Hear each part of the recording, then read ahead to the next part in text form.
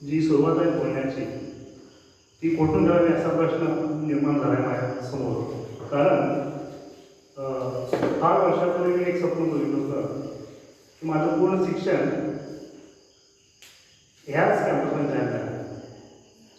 एक 20 वर्षापूर्वी आम्ही ह्या फाट्याला उतरून तिथं बाईक मळा जो आहे त्या मळ्यामध्ये चालत जायचो.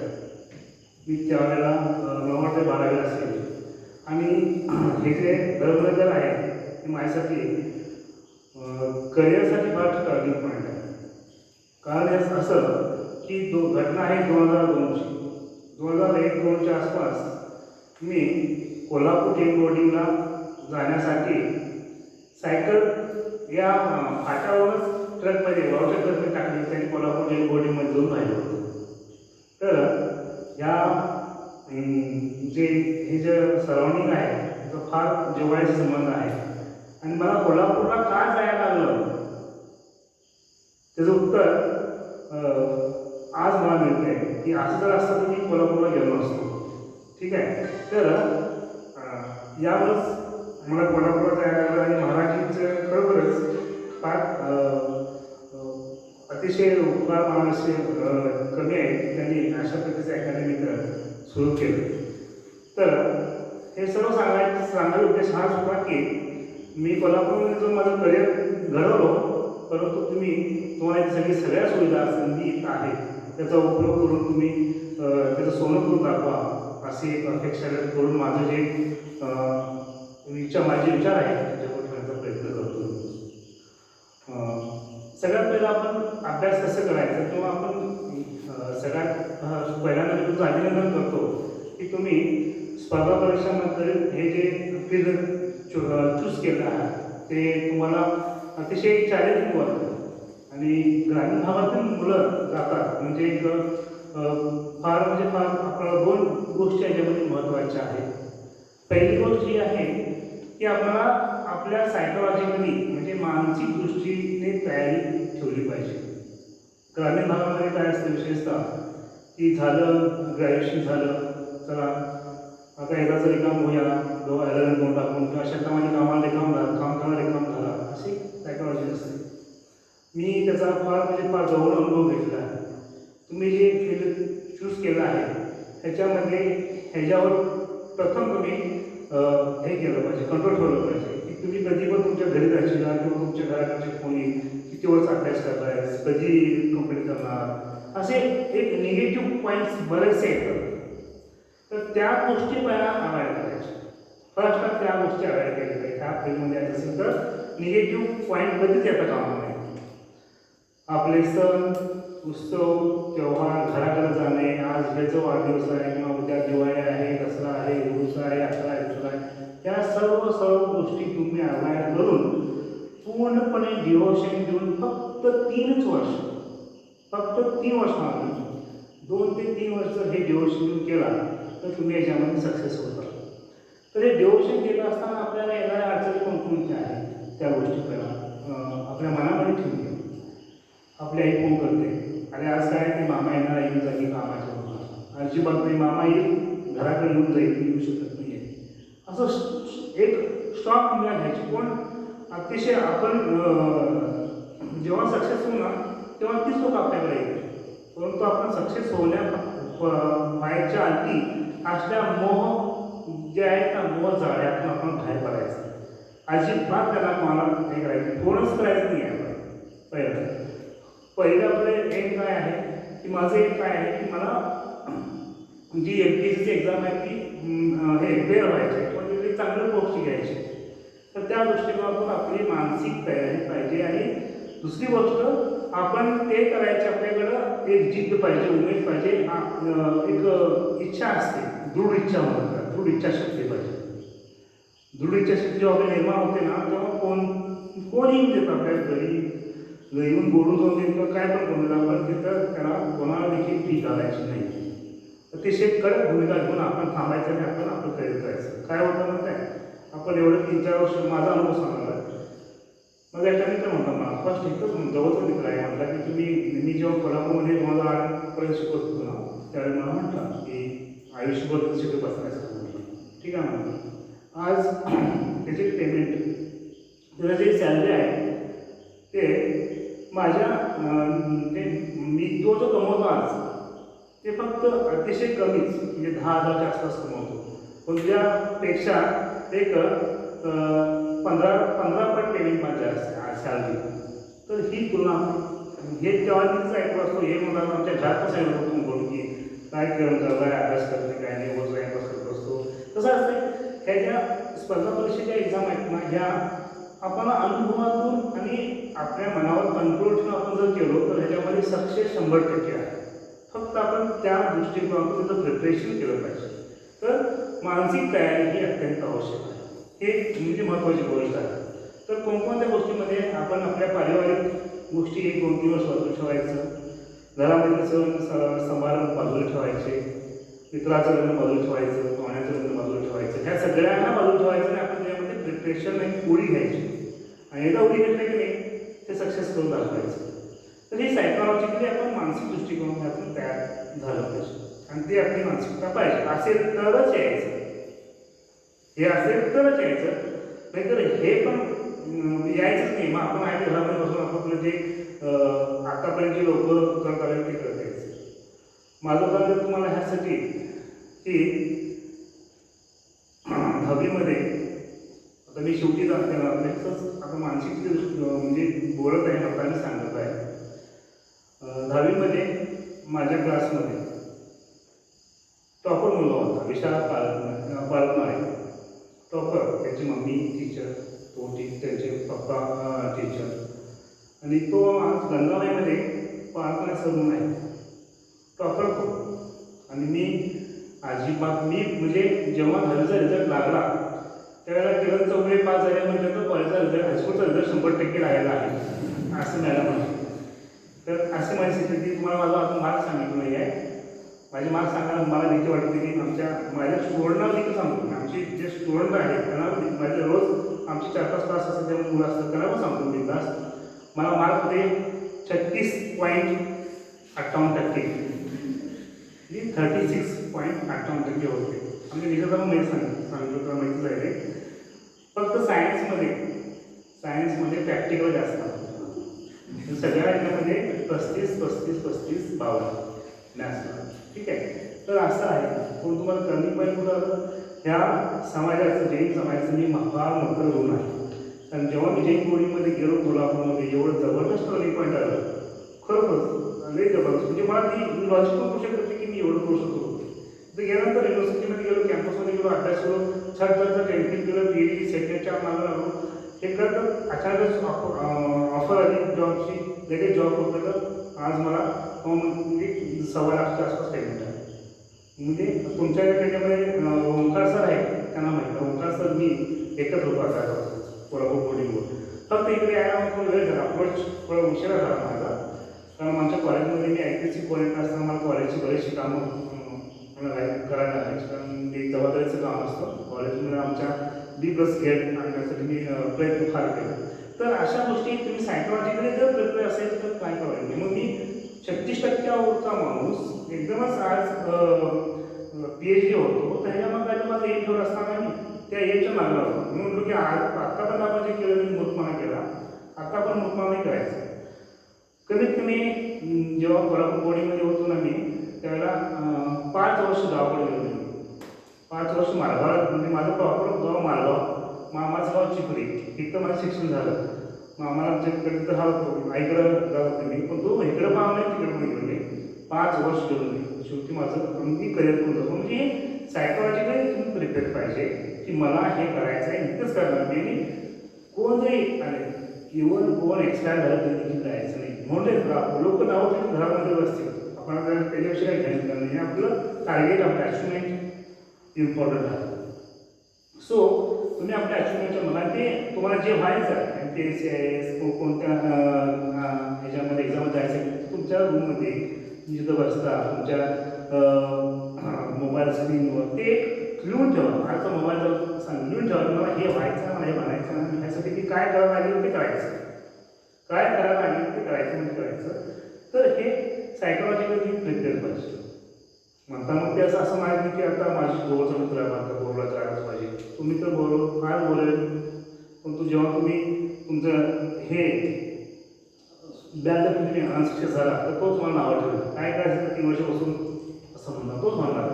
म्हणून आपण त्या गोष्टीपासून पूर्णपणे अवॉइड करायचं ह्या गोष्टी, आणि ह्या गोष्टी प्रॉपरली करायच्या. हे जरा मानसिक दृष्टीकोन. आता आणखीन एक, अभ्यासाचं प्रिपरेशन करताना आपली मानसिकता कशी पाहिजे. कसं होतं आहे की आपण बरेचसे विद्यार्थी प्रारंभशूर असतात.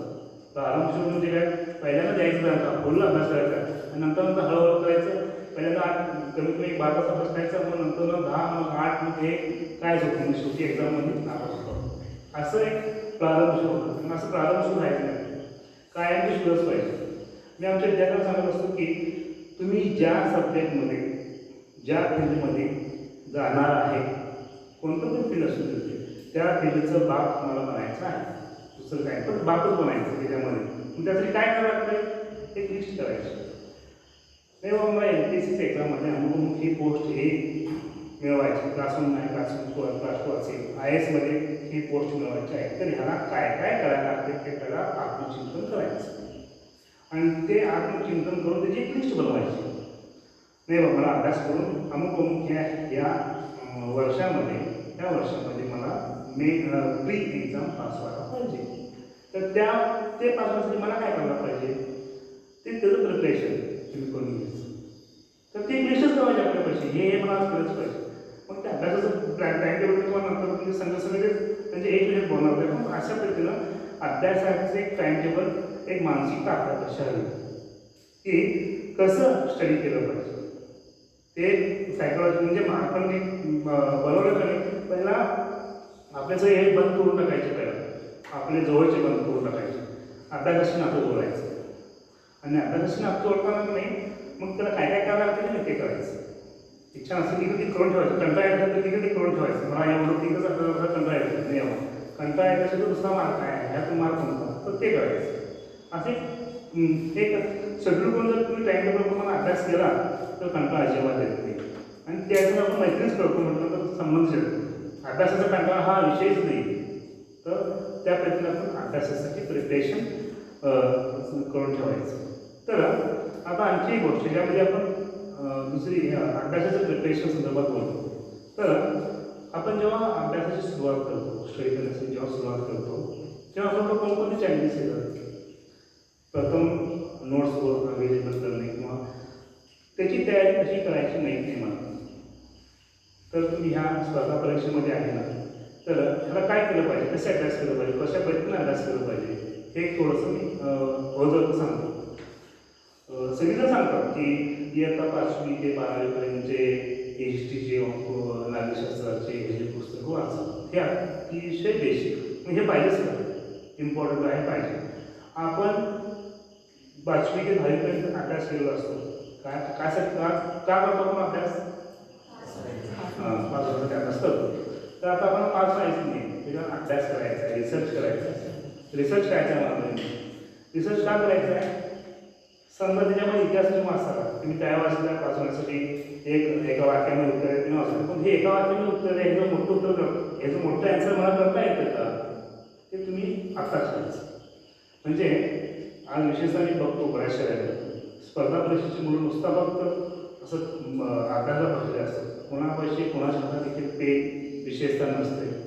तुम्ही रोज आज दिवसभर काय अभ्यास केला, कोणत्या विषयाचा अभ्यास केला, कोणत्या विषयामधला कोणता टॉपिक तुम्ही कव्हर केला, आणि त्या टॉपिकचे कोणकोणते मुद्दे तुम्हाला कळाले आणि कोणकोणते मुद्दे नाही कळाले, हे एक लिस्ट बनवा. दुसरी गोष्ट, त्या टॉपिकचे नोट्स तयार आहे. जोपर्यंत एक सांगतो, जोपर्यंत MPSC UPSC करणाऱ्या स्टुडंटना जोपर्यंत ते स्वतःचे नोट्स स्वतः बनवत नाही तोपर्यंत ते सक्सेस होऊ शकत नाही. तुम्ही कोणत्या पण सक्सेस विद्यार्थ्याला विचारा, हे तुमचे जे नोट्स आहेत ना, हे रेडीमेड क्रीम आहे. जोपर्यंत विषय हे आपलं काय लोणी म्हणतो, जोपर्यंत आपण ते पुस्तक घोसळत नाही तोपर्यंत लोणी निघत नाही. असं लोणी निघालं ते वाचताना उपयोग होत नाही आहे. कारण कसे पण प्रश्न येतात, कसे पण प्रश्न व्हायचे, एकच भाग काय तुम्हाला त्याचा आन्सर देण्यासाठी त्याचा पूर्ण अभ्यास केला पाहिजे. नंतर एक समजा एक्झाम्पल हिस्ट्रीच एक 1857 बंड असतो काय पण त्याच्यामध्ये तुम्ही स्टडी केला किरकोळ तर रेफरन्स बुकमध्ये तोच प्रसंग एक्सपर्टनी कसं ठेवला आहे बाहेरच्या रेफरन्स हे सगळे रेफरन्स वाचून 1-2-3 रेफरन्स वाचून त्याच्यावर तुम्ही नोट्स बनवायला पाहिजे. ते नोट्स म्हणजे असं एक सर्वे आहे की एक 20 पानामध्ये जर तुम्ही एक बुक जरी वाचला 200 पानाचं बुक असेल तर त्या 200 पानाच्या बुकला 30 पानाचं तुमच्याकडे नोट्स तयार पाहिजे. नोट्स व्हायलाच पाहिजे. ते नोट्स झाल्याशिवाय कसं आहे जोपर्यंत तुम्ही ते नोट्स प्रिपेअर करत नाही तोपर्यंत तो तुम्हाला मुद्दाच कळत नाही. म्हणताना तो मुद्दा करण्यासाठी तुम्ही नोट्स प्रिपेअर रेडीमेड नोट्स हे फक्त गोळत्याला काचेचा आकार म्हणतो ना तसं आहे. पण ते न यूज करता आपण तुम्ही काय करायचं रेफरन्स बुक नसेल मिळत आता बऱ्याच आहे ज्यावर तुम्ही लकी आहे त्या यूट्यूब आहे मोबाईल आहे त्या मोबाईलवर बरेचसे टेक्स्ट बुक आहेत हे रेफरन्स बुक्स आहेत. ते रेफरन्स बुक वाचा कोणत्याही मिडियममध्ये इंग्लिश मिडियममध्ये आहे मराठी मिडियममध्ये आहे हिंदी मिडियममध्ये आहे ते रेफरन्स बुक वाचा. रोज एक टाईम टेबल पद्धतीने रेफरन्स बुक वाचून ते नोट्स तयार करा.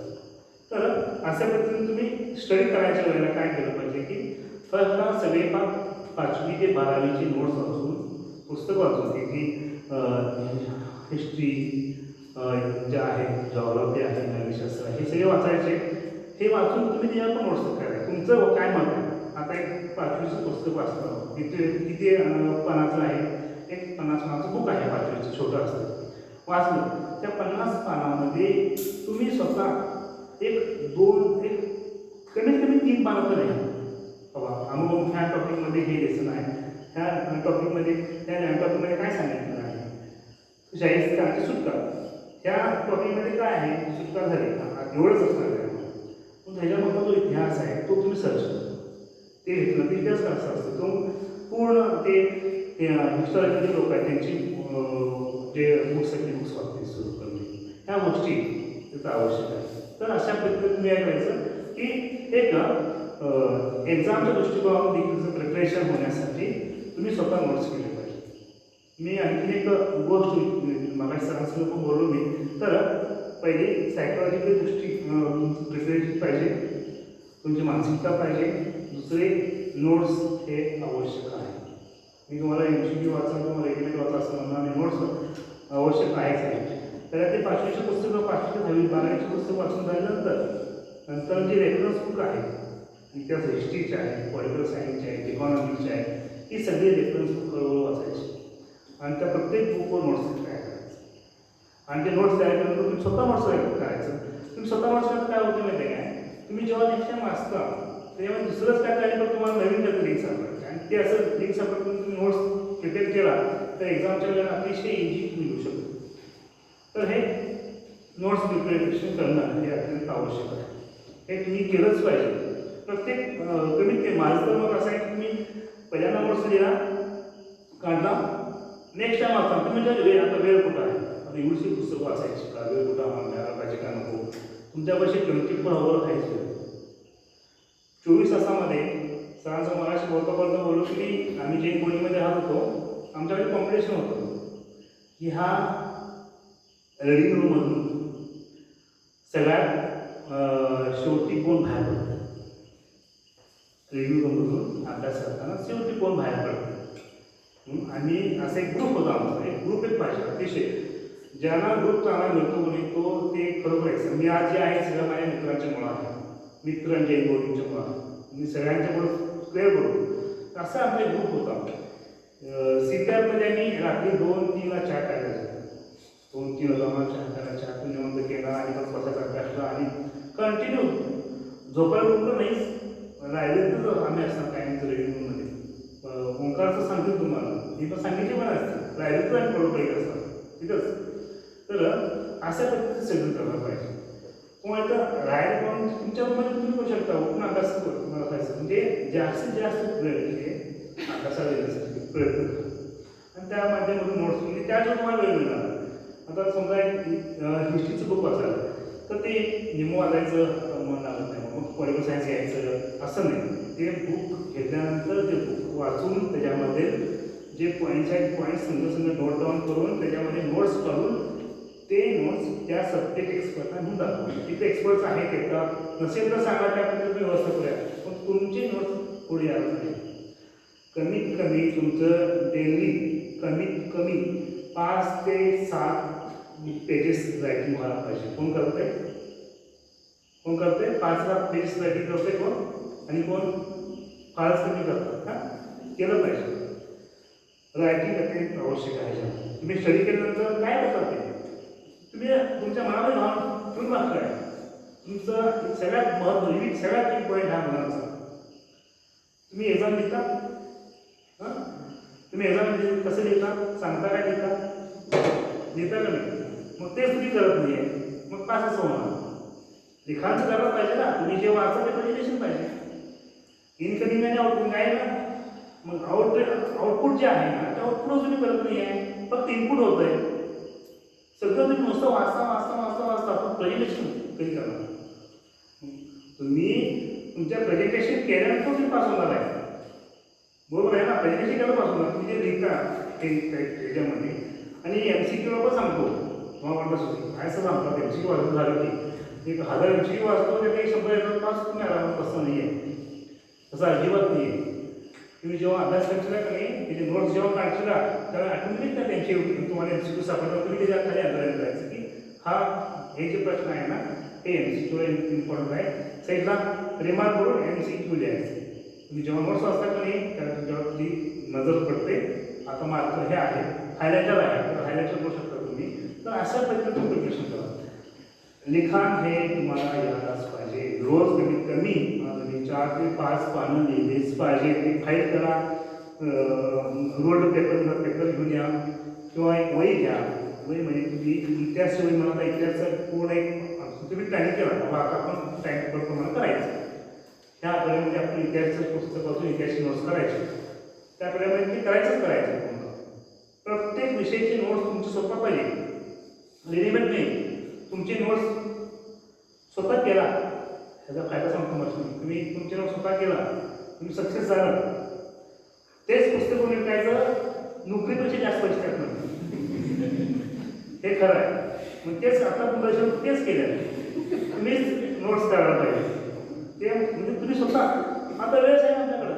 दिवसभर वाचायचं. आपण एक 8-9 तास वाचले असतो की नाही. संध्या 1 तासामध्ये सगळं बघ परिवर्तन टाकायचं. काय दुसरं अजिबात काय प्रॉब्लेम ते एकच काम करायचं. ते केव्हा तुमचे अतिशय म्हणजे एक नंबर होते. म्हणजे तुम्ही जे स्टडी कधी पण ते तुम्ही जे लिहिलं असं म्हणतात पूर्वज असं म्हणते की 10 वेळा वाचणे आणि एकदा लिहिणे. बरोबर असं हां.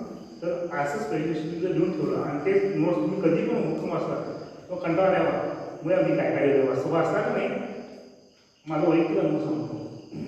मी आता एक नोट्स लिहून काढून ठेवलं आणि एक 2 महिने गेले.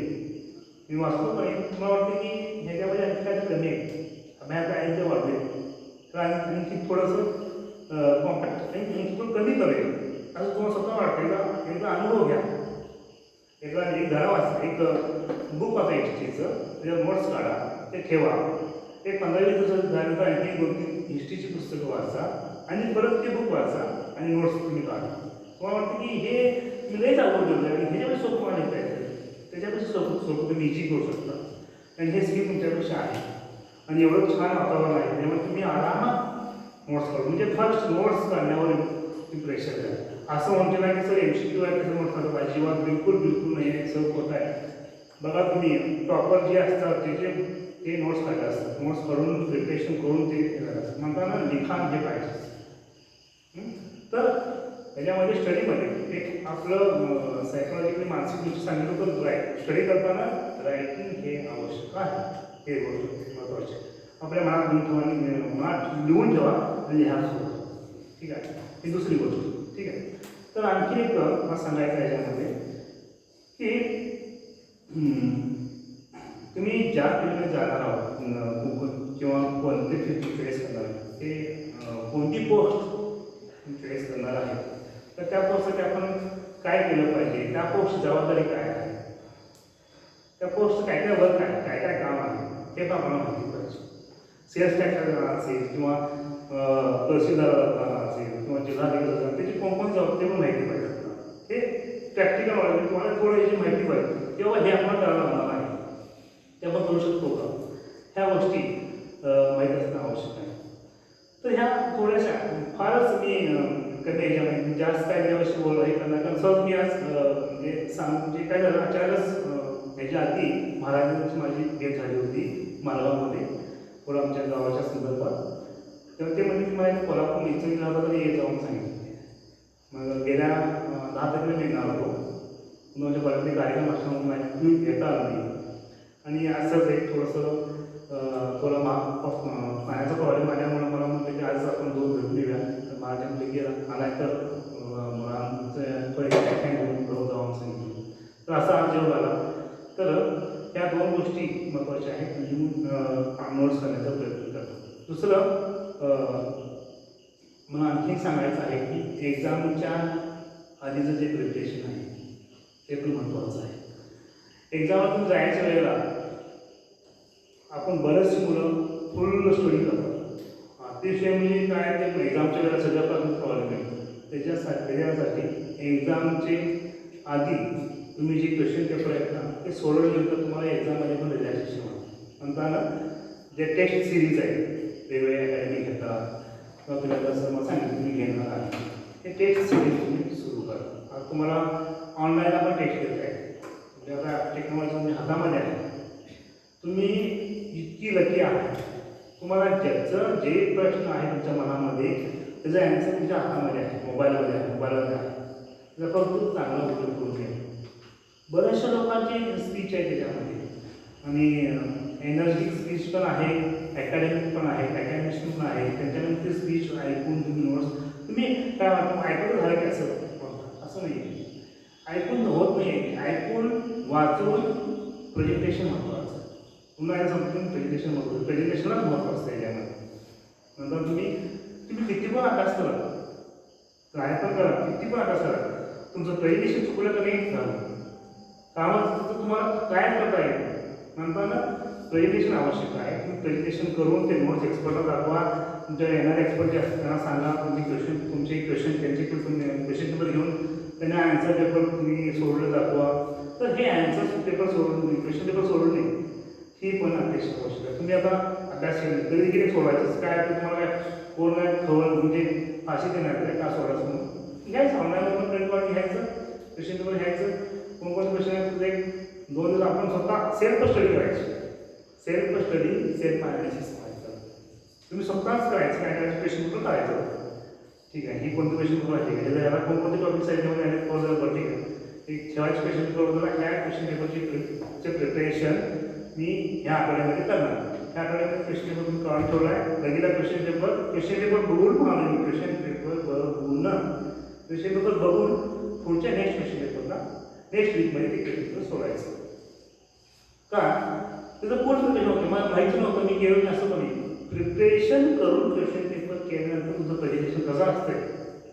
आता हे तो माहीत आहे हे क्वेश्चन येणार आहे माझ्या क्वेश्चन पेपरमध्ये आहे हे क्वेश्चन सोडताना त्याचे ॲन्सर काय काय आहे ते तुम्हाला शोधत राहणार तुम्ही ते नोट्स काढणारा शोधणारा ऐकलं राहणार त्याच वेळेस मी आपण ते नोट्स तुमचे बनतात आणि तसं करून तुम्ही क्वेश्चन पेपर टेस्ट सिरीज पण आहे बरेच आहे ते सोडण्याचा प्रयत्न ते पण आवश्यक आहे.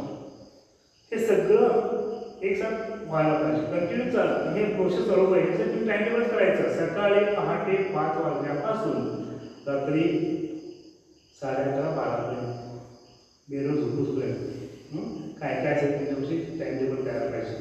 कोणतं काय टाइम टेबल लावायचं लोक नावं ठेवतात आणि नावं ठेवल्यानंतर लोकांच्या मध्ये आपण काय होतो विकास आपली डेव्हलपमेंट होते हे पण सांगतो तुम्हाला कोण तुम्ही बघतील म्हणते एवढा अभ्यास करता म्हणते करतो काय असं काय आपण काय ठेवायचं नाही.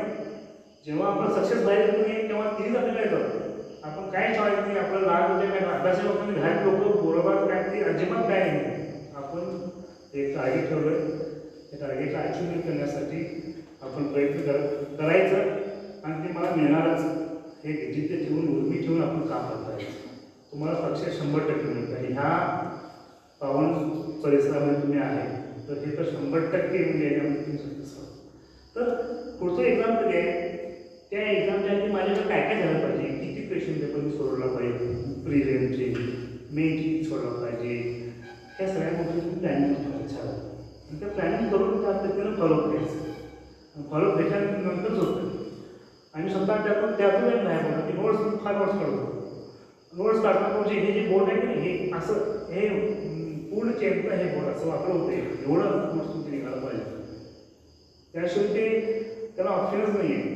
मग इकडे यायचं नाही. एक तर यायचं तेच मी बोललो, एक तर यायचं भाग दाखवायचं नसेल तर यायचं.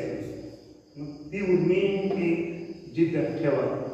आणि प्रिपरेशन इथे येणारे एक्सपर्ट म्हणजे आणखी दुसरी गोष्ट, एक्सपर्ट जे आहे त्यांचं जे कम्युनिकेशन आहे ते पण वाढवून हवं. तर मी फक्त एक जनरल म्हणजे माझा विषय आहे हिंदी, त्यासाठी मी हिंदीमध्ये तुम्हाला आमच्या विषय संदर्भात MPSC मध्ये आणि MPSC मध्ये थोडेच प्रश्न असतात, 10-15 मिनिटाचे असतात, बॅटरीच्या वगैरे विचारतात. म्हणजे जे सब्जेक्ट एक्सपर्ट आहेत आणि ते पण आम्ही थोडं अवेलेबल करू. मी पण याच्यामध्ये थोडंसं आमचे पण एक्सपर्ट्स आहेत, पॉलिटिकल सायन्सचे, इकॉनॉमिक्सचे सर आहेत, त्यांना आम्ही बोलून तुम्ही त्याच्यानं काय प्रत्यक्ष गायडन्स करायचं, प्रत्यक्ष विचारायचे प्रश्न. अशा प्रकारचा आपण एक कार्यक्रम चांगल्या प्रत्येक वेळेला एक्सपर्टना घेऊन किंवा आपण जेणेकरून आमच्या समाजातील मुलं, जसं आम्ही काय ना होणार बोर्डिंगला आम्हाला दिलं, आम्ही त्याप्रकारे आमच्या पायावर उभं आहे, तसं तुम्ही उद्या आमच्या ह्या अकॅडमीच्या माध्यमातून तुम्ही तुमचं करिअर बनवून आणि तुम्हाला एक एक्सपर्ट म्हणून बोलू, हे एक आमची जिद्द आहे. आमची जिद्द आहे. त्या जिद्दीला तुमची पण जिद्द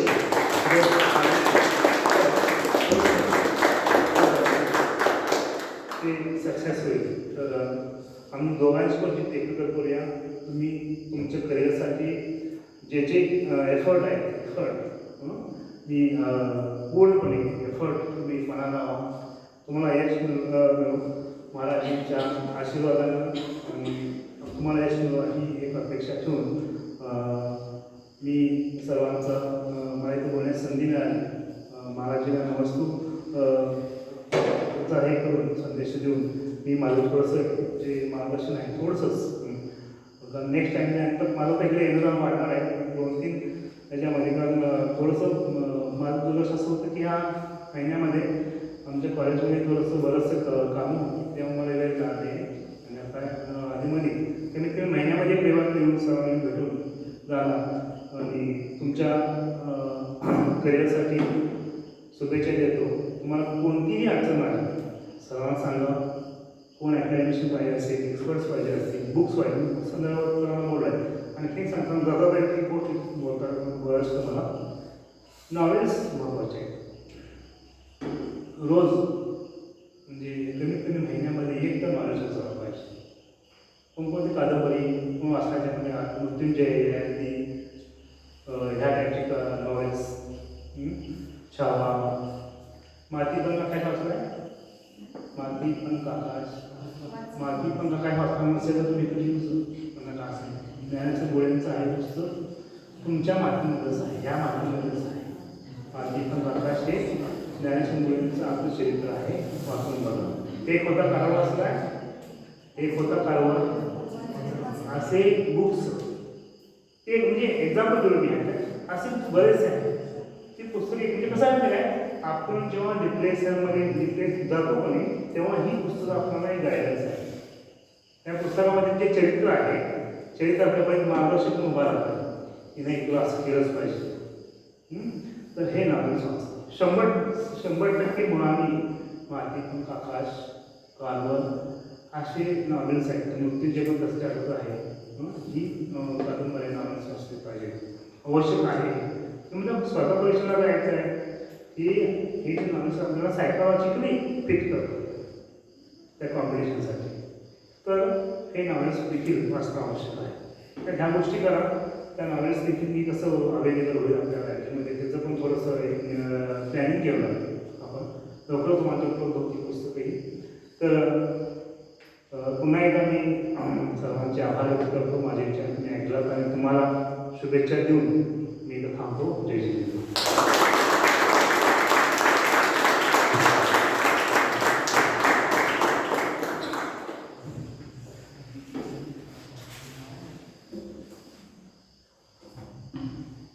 धन्यवाद सर. यानंतर